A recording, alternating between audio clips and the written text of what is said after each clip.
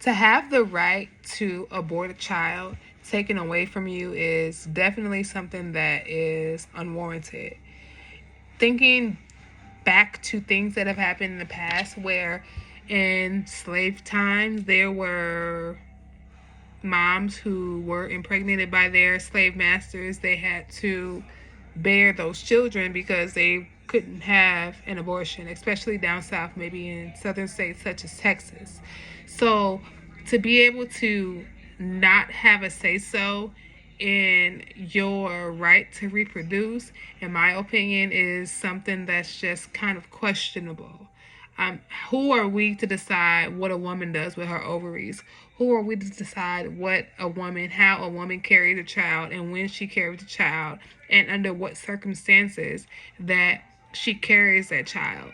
So to completely take that away from somebody, or even to have to discuss that or get permission from someone to be able to abort a child, in my opinion, is something that is completely unnecessary. It's unjust. It's unjust. In my opinion, the case of the ovaries has nothing to do with anybody else but the person that has to endure and what has to endure what it is that they're going through. So that's just something, in my opinion, that needs to be looked at closer. I decided to speak about Roe versus Wade. Roe versus Wade was a case that was established in 1969 by Miss Norma McCorvey and her attorneys Sarah Weddington and Linda Coffey. They decided, well, not they. Miss Corby decided that she had two kids already and she got pregnant with her third child in 1969 and she wanted to have an abortion. Because she lived in the state of Texas, she wasn't able to have that abortion because Texas laws stated that having an abortion was unconstitutional. The only way that in Texas you could have an abortion was if it was basically a case of life or death and the mother was at risk for losing her life, then it became a just situation to have an abortion. So Miss McCorvey wanted to have an abortion because she had bared two children prior to this child, and she just didn't want to have any more. Like a lot of moms to this day, go through that same thing. In my personal opinion, I agree with Miss McCorvey. I feel if you can't handle two that you have, or if you're not able to take care of the two that you have, why bring a third one into the world? And Miss McCorvey basically wanted to have an abortion. And I don't think that there was anything wrong with having an abortion because it's something that she wanted to do and she had a strong feeling upon that case, upon doing that.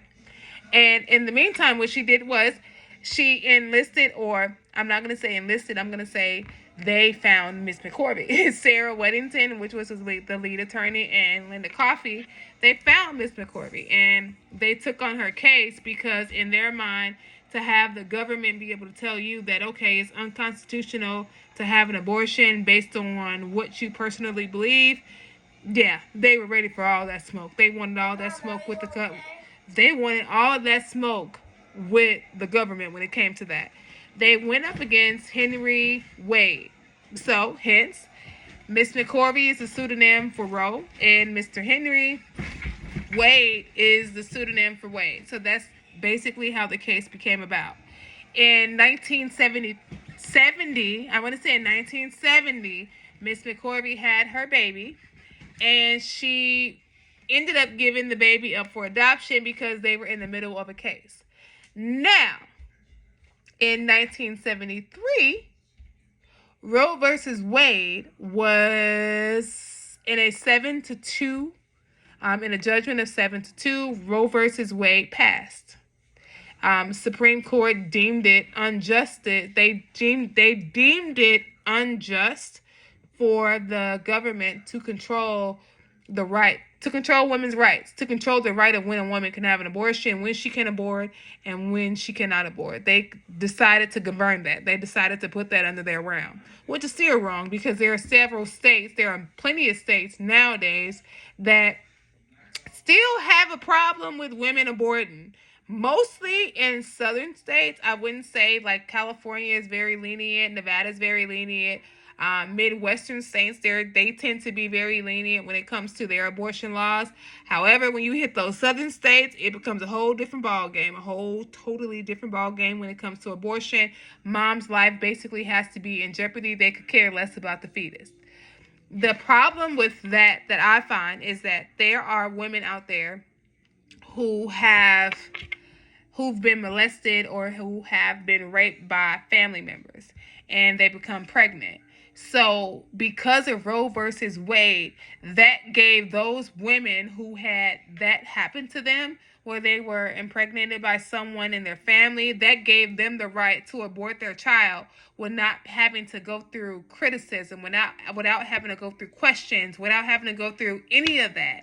And then, in 2022, Roe versus Wade, June 24th of 2022, Roe versus Wade was completely overturned. And it's not fair. It's not right. Why would you overturn something where there are women out there who have been in situations to where, no, their lives may not necessarily be in danger by having a child. However, where their lives become in danger by is because there are men out there who preyed on them and decided to take advantage of their innocence and take advantage of their weakness. And now, because of that, they have to raise a child.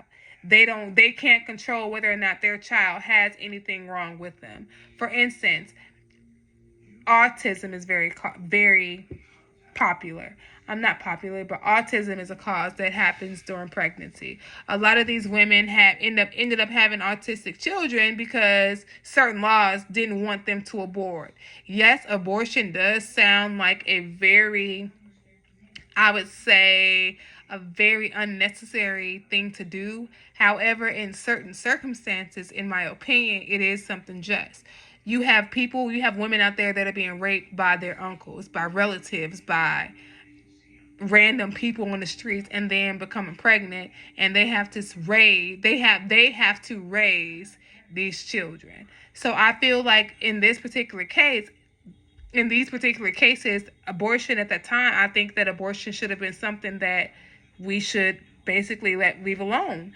I mean, matters of the heart, especially bearing children and having children, in my opinion, matters of the heart are very touchy.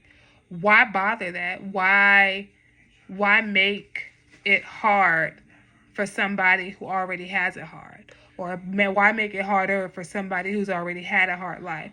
Not everybody is capable of being a parent, being a mom per se, and raising children. Not everybody has that additional strength, or not everybody is able to acquire that strength. So why make somebody get that strength? And in Miss McCorvey's case, what she ended up doing when she had her child in 1970, she ended up putting the child up for adoption because she was, if I'm not mistaken, she consumed alcohol. There are moms out there to this day that are consuming alcohol and that are consuming drugs and way other options, but no, we're letting them carry children full term. And not only are we letting these moms carry babies full term, but we're also letting them raise these children. Like, where does that make sense? If you overturn Roe versus Wade, then you bring a whole, like, in my opinion, there's like a whole Pandora's box that's open when it comes to Roe versus Wade. I think that I think the government does not need to have the right to make a decision for a woman as to tell me how, when, where, and why I can bear a child. At the age of 30, I had my first child. And not one time did I think about aborting my child, because at that time I was ready to become a mom. If I would have had a child maybe at 15, maybe 13, 14, even younger than that, I don't think mentally I would be prepared to raise a child. So in my opinion, personally, Roe versus Wade, it helped a lot of women in the world who were out there like me, who felt like, okay, I'm too young to have a child. I don't need this stress. I don't need not the added stress. I don't need this added responsibility in my life. What do? I have an abortion, or I put the child up for adoption. However, what happens when that child Besides, when you put them up for adoption, what happens when that child decides to look for you? How can you explain to a child that, oh, I put you up for adoption because I wasn't mentally ready? At the same time, it sounds horrible to say this, but by allowing a woman to have an abortion because they're not mentally ready to have a child, it sounds horrible to say, but you don't have to explain to a child later on down the line that, hey, I got pregnant, but I wasn't ready to have you. Or, you know what, I wasn't ready to raise you, so I aborted you.